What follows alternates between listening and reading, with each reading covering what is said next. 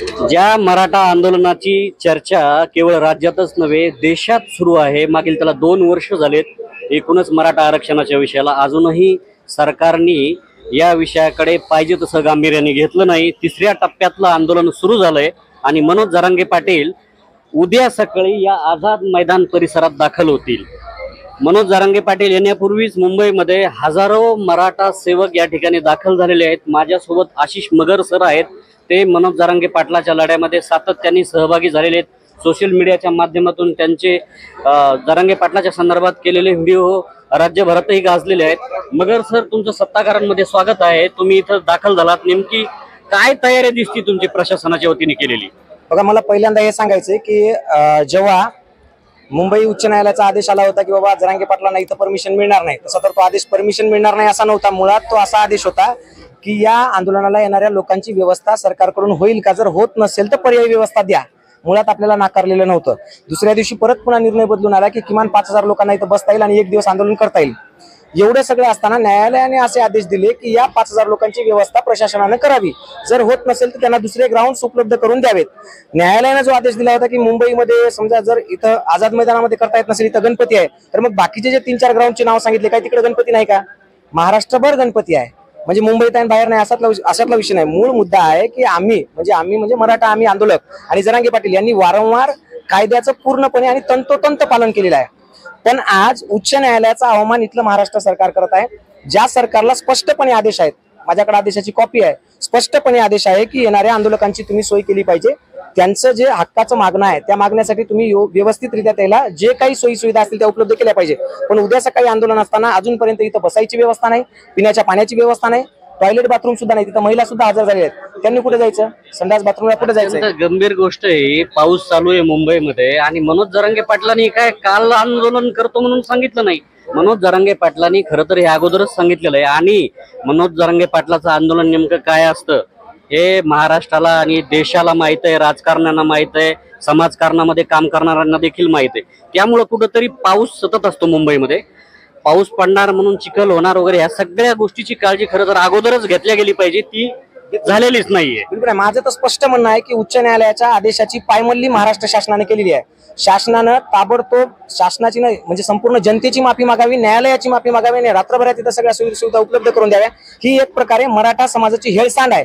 एकीकडे फडणवीस साहेब असं सांगतात, म्हणजे आज आता त्यांच्या मुलाखती पडत आहेत वारंवार त्यांच्या पेजला, त्यांच्या स्वतःच्या ऑफिशियल पेजला ते टाकत आहेत की नरेंद्र पाटलाच्या माध्यमातून आम्ही 15 लाख उद्योजक तयार केले मराठा समाजातले, सारथीला आम्ही एवढा निधी दिला, त्यानंतर आम्ही असं केलं, तुम्ही आया बहिणीवर शिव्या दिला.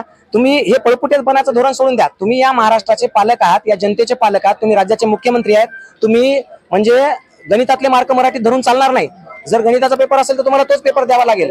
तुम्ही फालतूपणा असा करण्यात काही अर्थ नाही. तुम्हाला स्पष्टपणे मुद्दा आयरनीचा हा आहे की मराठा आंदोलक इथे येत आहेत त्यांच्या न्यायाच्या हक्कासाठी. तुम्ही त्याच्यावर बोला ना.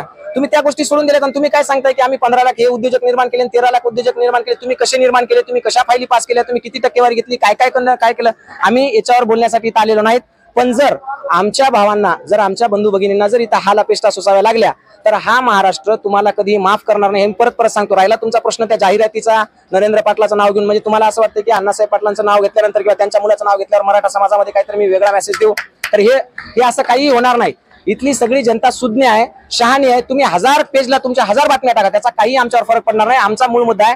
माझा बाप स्वतः ओबीसी आहे, म्हणजे माझी आई ओबीसी आहे पण माझा बाप मराठी आहे, माझी बायको ओबीसी आहे, मी मराठा आहे. माझ्या 3 पिढ्यांमध्ये माझं सगळं खानदान आईकडचं आणि माझ्या आजीकडचं सगळं विदर्भातलं आहे. मग तुम्ही सांगा की 1962 पासून आमच्या 3 पिढ्या आहेत. या 62ला आमच्या आजीने आंतरविवाह केला होता का? मराठा कुणबी एक नाही. तर मग काय, तुम्ही जे मूळ मुद्दा आहे त्या मुद्द्यावर तुम्ही बोललं पाहिजे. तुम्ही अशा पद्धतीने पळवाट काढू नका. सगळ्यात महत्त्वाचं म्हणजे जर इथल्या पुढच्या 2-4 तासामध्ये इथं जर सोयी सुविधा उपलब्ध नाही झाल्या तर हे आंदोलन तुम्हाला महागात पडणार आहे, हे मी स्पष्टपणे इथून सांगतो.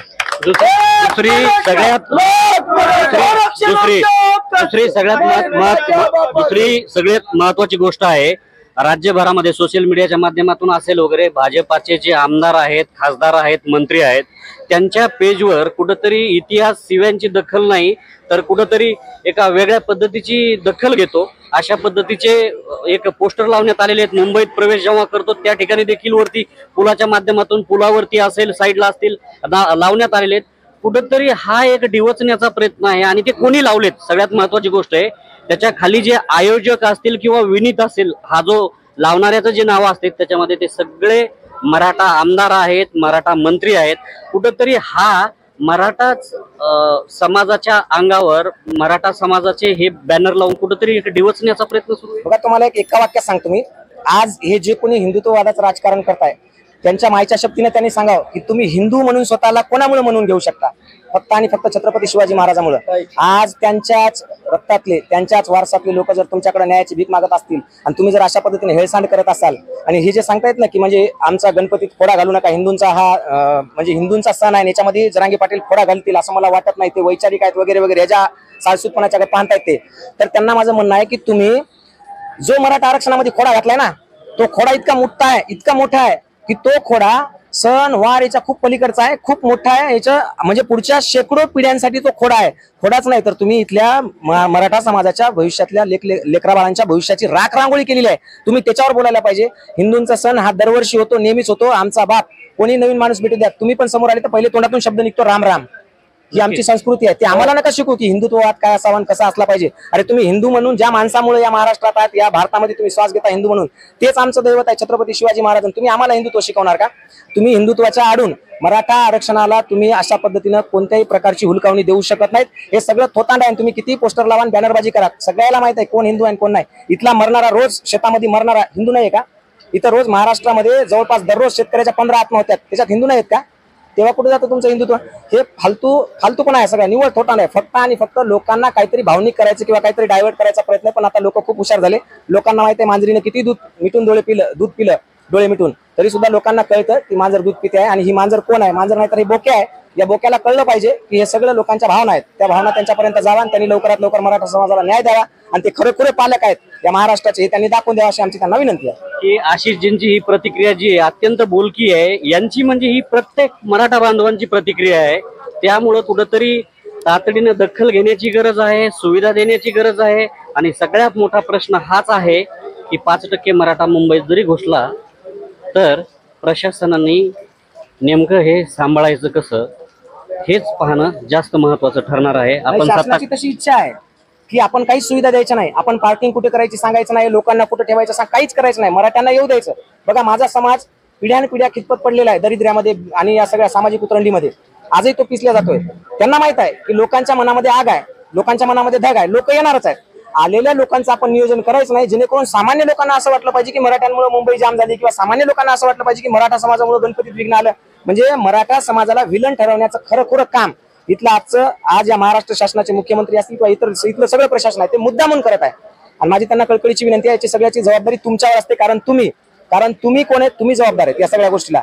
येणारे लोक जबाबदार नाहीत. मला एक साधा प्रश्न विचारायचा शासनाला आणि कोर्टाला सुद्धा की आंदोलनाला फक्त 5,000 यावे, हे काय? म्हणजे हे कधीपासून, म्हणजे भारताच्या आतापर्यंतच्या इतिहासामध्ये न्यायालयानं असं कधी सांगितलं का की 5,000 लोक आंदोलनाला या? आणि कोणी ठरवला हा आकडा? म्हणजे ठीक आहे, तुम्हाला जर समजा आमच्यासोबत चर्चा करायची असेल तर तुम्ही शिष्टमंडळ ठरवून सांगू शकता 10 जण या, 20 जण या. पण आंदोलनाला फक्त 5,000 जण या, हे कोणती पद्धत आहे? आणि एका रात्रीमधून सगळे निर्णय बदलतात कसं? जे सदावर ते वारंवार डंके की चोटपे म्हणते ना, मला फक्त त्याला एवढं म्हणायचं की आज भाऊ तू कुठे आहेस? न्यायालयाने सांगितलं ना 5,000 लोकांची तयारी करा म्हणून, इथं आज इथं एकही सुविधा नाही, तेव्हा तू डंके की चोटपे म्हणणारा कुठे गेला? म्हणजे डंके की चोटपे नसून फक्त आणि फक्त बीजेपी आणि सरकारने दिलेल्या नोट पे आहे त्याचा कार्यक्रम, बाकी दुसरा काही कार्यक्रम नाही त्याचा. म्हणून मला सदावर्तीला सुद्धा म्हणणं आहे, मी दुपारी पण सांगितलं होतं की तुम्ही या, आम्ही आझाद मैदानात, तुमचं काय दुःख नाही ते आम्हाला सांगा, आम्ही त्याच्यावर चैल्यास सांगतो. नाहीतर आता तुम्ही हे दाखवा सगळं आणि बोला की न्यायालयाचा अवमान शासन करते म्हणून. नाहीतर तुम्ही सांगून द्या की तुम्ही फक्त नोटावर काम करता म्हणून, डोंके की चोट पर नाही नोटवर काम करता म्हणून सांगावं त्यांना. नक्कीच आपण बघितलं एकूणच सगळी काय जी परिस्थिती आहे, इथं निर्माण झालेले जे प्रश्न आहेत ते अत्यंत चांगल्या पद्धतीने आशिषजी यांनी मांडलेत. आपण सत्ताकारांसोबत चर्चा केली त्याबद्दल आपले मनपूर्वक आभार. संधी दिली त्याबद्दल आम्ही